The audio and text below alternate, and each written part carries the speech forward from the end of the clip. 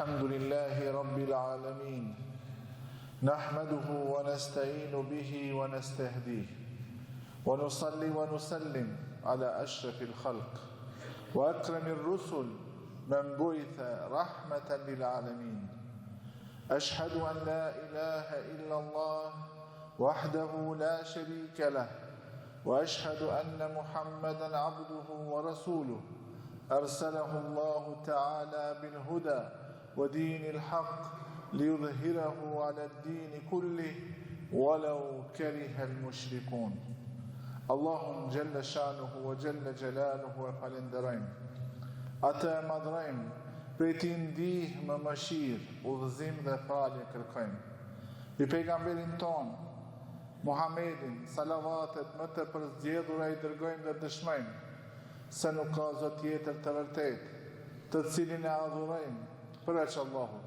Dhe nuk ka pejgamber, apo Muhamedi a.s. është pejgamberi i fundit, i dërguar i fundit, të cilin Allahu xhaleshanu e dërgoi si mëshirë për botët me qenë udhërfyes, për të arritur kënaqësinë e jetës në këtë dunja dhe për të fituar shpërblimet e Allahut në botën e ahiretit. Fjalët më të vërteta janë fjalët e Allahut. Udhëzimi më i mirë është suneti Muhammed Mustafa sallallahu alaihi wasallam. Të nderuar vëllezër, jetojmë në një kohë ku jeta është bërë shumë dinamike. Njerëzit, nëse i pyet çka më së shumë t'ju mungon, është thënë koha. Nuk kemi kohë për asgjë. Kjo është ashtu sepse nuk kanë arritur që t'i rendisin ashtu si duhet prioritetet në jetën e tyre. Dhe vrapojnë pas dunjas, edhe pse sado që të mundohen, nuk do të kenë mundësi ta përfshin, ta fitojnë krejt atë që e shpresojnë nga kjo dunja.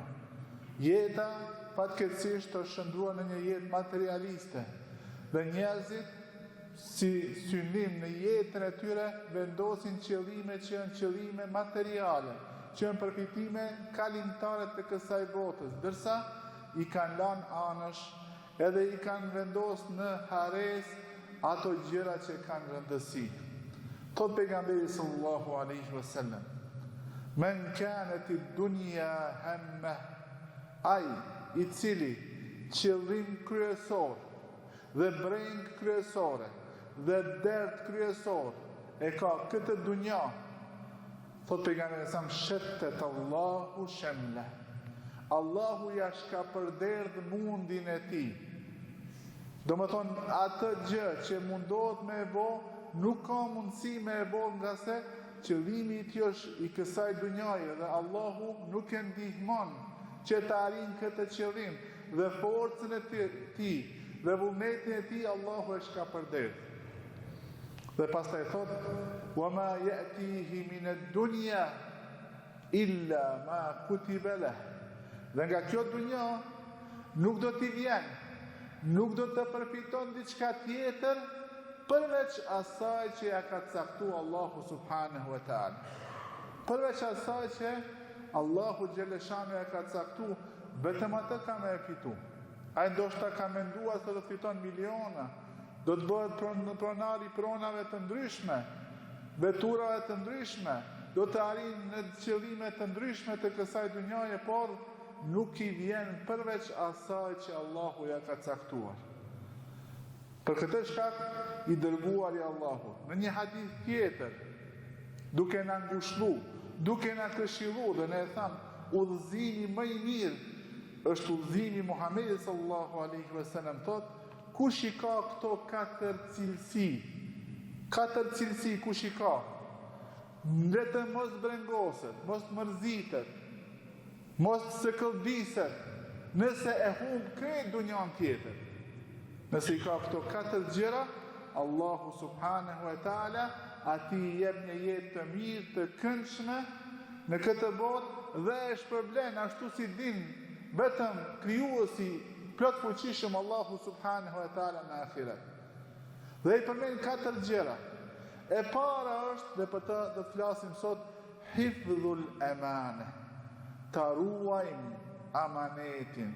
Do të flasim më vonë se çfarë amaneti ka për qëllim pejgamberi jon Muhamedi sallallahu alaihi wasallam. Pastaj thot, sidqul hadith, ta flasim të vërtetën. Sa shumë kemi nevojë sot që njerëzit bile ta thojnë atë që është e vërtetë, të mos gënjejnë. Sot edhe për çështjet më banale njerëzit nuk kanë kujdes, gënjejnë dhe mendojnë se kanë dalë, si me thonë, njerëz të mëshëm, njerëz që janë të shkaftë, nga se dinë dhe me ndreqë dhe gënjeshtën. Çështja e tretë, cilësia e tretë është husnul khaliqa, sjellja e mirë. Edhe kjo është një gjë për të cilën ne sot kemi shumë nevojë. Njerëzit kanë nevojë për fjalë të mirë, për ngushëllim, për sjellje e cila i ka hije kujt? Besimtarit. Dhe si cilësi e fundit e përmend pejgamberi sallallahu alaihi wasallam, al-iffatu fil mat'am, që do më thonë të jemi të ndershëm, të kujdesimi që atë që e vendosim trupin ton, që e hajmë, të jetë e fituar me halal. Do të filloj me emanetin. Çka është amaneti i cili kërkohet për neve që ne ta ruajmë? Ka disa lloje të amanetit, por mundem me një fjalë me thonë se krejt jeta jonë në këtë dunja është amanet për Allahu subhanahu wa ta'ala, i cili na e ka dhënë që ta sheh si do të veprojmë. Edhe dini, besimi, imani është amanet. Allahu kur i ka krijuar shpirtrat dhe pastaj kur i ka krijuar njerëzit në këtë botë, i ka krijuar me një qëllim, që ata ta jetojnë jetën në këtë botë ashtu si e ka caktuar dhe si e ka rregulluar Allahu subhanahu wa taala, duke e pas parasysh se pika kryesore në dinin islam është që të mos e pranojmë askënd apo asgjë si Zot përveç Allahun subhanahu wa taala. Sa ne e kemi ruajtur këtë amanet, sa shumë prej neve ndoshta jo në formën e dukshme adhurojnë dikë tjetër përveç Allahut subhanahu wa taala. Do ta tregoj një shembull të thjeshtë. Kur vjen te ndonjë person i cili pyet, a është kjo e lejuar apo nuk është e lejuar? Dhe ti, nga ajo që Allahu ta ka dhënë prej diturisë, i thu kjo gjë është e ndaluar sepse e ka ndaluar Allahu. Kush? Allahu. Ai për të cilin ti ki thonë, unë s'kam Zot tjetër dhe ligjvënës tjetër dhe të adhuruar tjetër përveç Allahu. Dhe ai thotë, jo, ama shiko, a e ki shiku mirë këtë mesele? Në këtë rast çka thot ai? Faktikisht e tradhton amanetin dhe nuk e pranon atë që Allahu e thot dhe mundohet me gjetë dikën tjetër apo diku tjetër diçka apo dikë që do t'ja lejon atë që Allahu e ka ndaluar. Edhe kjo është një formë e adhurimit, edhe kjo është një formë e bindjes ndaj krijesës në diçka që është mëkat dhe Allahu subhanahu wa taala. Muhamedi sallallahu alaihi wasallam thot: la ta'ata li makhluqin fi ma'siyati al-khaliq. Nuk kemi drejt t'i bindemi, ta respektojmë krijesën nëse ajo na urdhnon që të bëjmë mëkat, gjuna ndaj Allahu subhanahu wa taala. Nëse ato na tregojnë diçka që Allahu e ka ndaluar dhe ne e pranojmë atë si diçka të lejuar, duke kjo është një formë e adhurimit. Allahu në Kur'an thot se i tharët e lidit, krishterët e qifutët, i kanë adhuruar priftërinjt e tyre dhe murgjit e tyre. Erdhë një për ashabe i cili ka qenë krishter dhe i tha, o i dërguar e Allahut, ne si kemi adhuru, si u kemi bërë sejdë, si kemi përull para atyre. Atë e pejgamberi sallallahu alaihi wasallam e pyet: a nuk ishte situata kështu, kur ata ju thonin se kjo është e lejuar, ju thonin po kjo është e lejuar. Kur ata ju thonin se kjo është ndaluar, ju thonin po kjo është ndaluar. Ka thonë, kjo është ibadeti i tyre. Ky është adhurimi i tyre, nga se ti i ki pranuar ata që ta caktojnë se çka është e lejuar dhe çka është ndaluar dhe e ke lënë anësh caktimin dhe gjykimin dhe dispozitën e Allahut subhanahu wa taala. Amaneti i besimit është amanet shumë i madh. Nëse ne nuk kujdesimi ta ruajmë këtë iman, i cili nuk është vetëm fjalë, por është bindje me zemër, është fjalë me gjuhë dhe është vërtetim apo pjesë të imanit në vepra që i bën njeriu, atëherë ne kemi tradhtuar dhe nuk bëjmë pjesë të këtij hadithi pejgamberit sallallahu alaihi wasallam, sepse nëse ne e humbim imanin dhe nuk tregohemi të kujdesshëm ndaj imanit, vaj halli për neve në këtë botë dhe vaj halli ala ma tepër në ahiret. Prej amaneteve që i kemi është edhe ky trup që na jep Allahu subhanahu wa taala. Në Kur'an dhe në hadithet e pejgamberit sallallahu alaihi wasallam gjejmë shumë ajete që flasin për gjëra të ndaluara. Ato gjëra që ne i ka ndalu Allahu subhanahu wa taala. Ana i ka ndalu sepse ato janë të dobishme për neve dhe Allahu ka dashur me na dëmtu, hasha wa kella. Përkundrazi, ato janë të dëmshme për neve. Prandaj pejgamberi sallallahu alaihi wasallam në një hadith kur e këshillon Abu Dardan radiallahu anhu i thot: inna li nafsika alayka haqqan. Edhe trupi jot, nefsi yt kanë të drejta që dush me i respektu. Dhe kur erdhën ato tre veta dhe thanë, njëri thanë nuk do të martohem asnjëherë, tjetri thotë do ta xheroj vazhdimisht dhe asnjëherë nuk do të ha bukë. I treti tha do ta fali namazin e natës tërë natën, nuk do të flej. Çka i tha pejgamberi sallallahu alaihi wasallam? Unë agjeroj dhe nuk agjeroj. Martohem me gra, do të thonë jetoj jetën e bashkëshortore ashtu si duhet, edhe natën flej edhe falem. Dhe pastaj thotë: "Wa man ragiba an sunnati falaysa minni." E kush tregohet mbi sunetin tim, ja kthen shpinën sunetit tim, ai nuk është prej neve, ai nuk është prej meje. Prandaj ne e kemi amanetin e trupit. Thot pejgamberi sallallahu alaihi wasallam. E këtë gjë sot njerëzit e kanë lënë anash. Nuk kujdesen me çka e ushqejnë trupin e tyre. Thot pejgamberi sallallahu alaihi wasallam: "Kullu lahmin nabata min suhtin fan-naru awla bihi." Çdo cop mishi që e kemi në trup, që është ushqyer, është rrit me haram, le ta dije se vetvetes ja ka përgatit dënimin me zjarr në ahiret. Sot njerëzit thonë, po krejt njerëzit e bëjnë kështu. Wallahi, para mendoj vetën tënde, para Allahut subhanahu wa taala, ku ti thu: "O Allah, unë amaneti tan i kum ndejt dik, kam qenë shumë i vëmendshëm dhe shumë vigjilent, nuk e kum shkel asnjëherë ndonjë normë që ti e ke vendosur."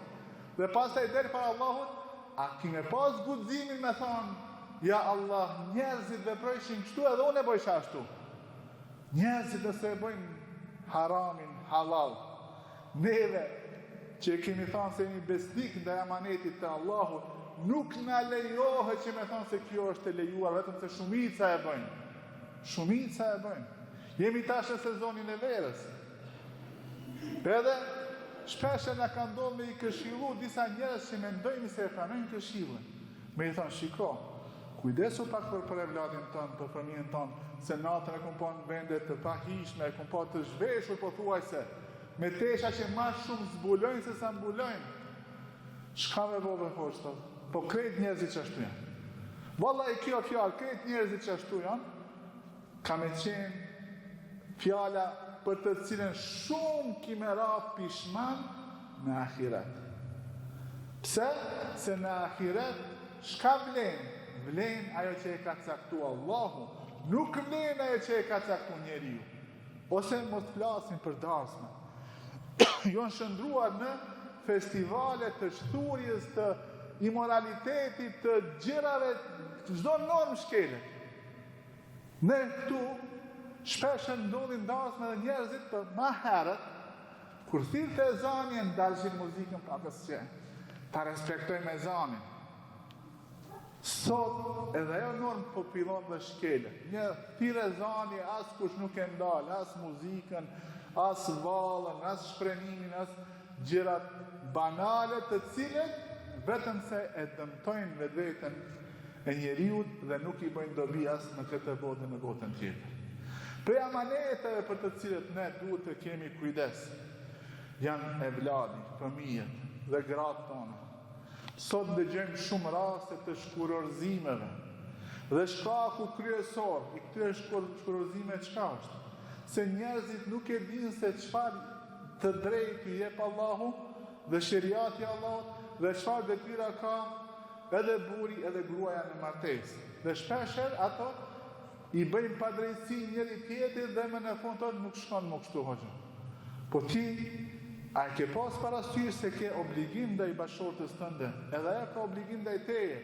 Edhe ajo ka të drejtat e veta dhe ti ke të drejtat e tua.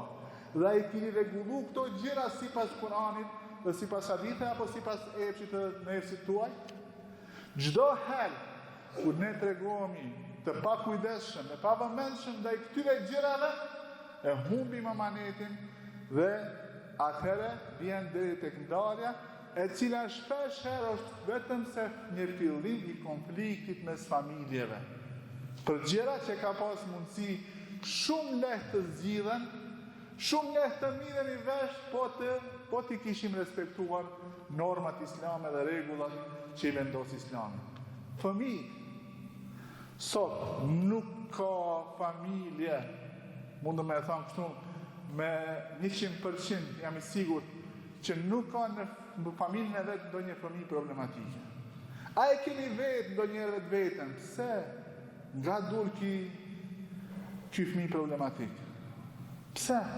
A jam kujdesur për ushqimin që aja, pa është halal apo është haram? A jam kujdesur që ta edukoj, që ta këshilloj, që të bisedoj me to kur ka pas ndonjë problem apo ndonjë mosmarrëveshje? Apo i kemi lanë anësh këto gjëra? Prandaj të ndërrohet vëllezër, për emaneteve që duhet t'i ruajmë, është edhe emaneti ndaj grave, ndaj familjeve tona, ndaj fëmijëve. Nëse ne në këtë çështje dështojmë dhe nuk e kemi ruajtur emanetin, atëherë me të vërtet jeta jonë ka marrë të forcën, edhe do të jetë një pishmanllëk shumë i madh dhe një pendim shumë i madh në botën e ahiretit. Dhe pika e fundit për cilën dëshoj të më fol është pika e amanetit të namazit. Secili nga ne ka ardhur në këtë dunjë duke i dhënë besë Allahut se të jetë robi i tij. Dhe obligimi i parë pas shahadetit është namazi. Ne sa e ruajmë këtë emanet dhe sa jemi të kujdesshëm ndaj këtij amaneti para se të vjen dita e gjykimit, dhe në ditën e gjykimit gjëja e parë për të cilën kemi dhënë llogari do të jetë namazi.